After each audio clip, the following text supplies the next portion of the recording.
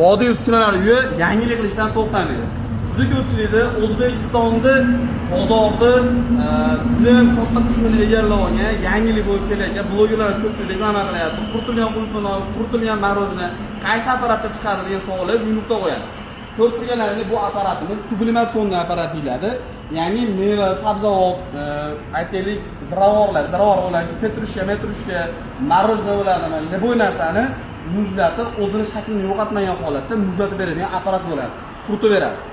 Qurigandan so'ng buni xolodilnikda saqlash shart emas. Chunki bu qurib bo'lgan holatda, bu nimada nam bo'lmagan holatda, issiq o'ti issiq bo'lmagan o'rtacha salqin xonada saqlasa bo'laveradi.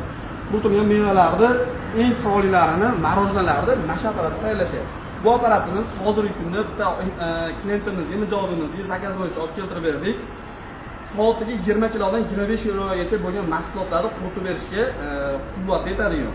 Ko'p turibsizlar, apparat kichkina apparatlar emas, men bilan teng turibdi. Og'irligi taxminan 300 kilo atrofida bo'ladi. Buni soatiga 5 kilodan 8 kilogacha eng kichkinasi bo'ladi. Eng kattasi 50 kilogacha, 50 kilodan 60 kilogacha quritib beradigan bo'ladi. Kimga mana shunaqangi uskunalar kerak bo'lsa, pastda aniq nomerlar qoldiramiz, bemalol aloqa qilishinglar bo'ladi.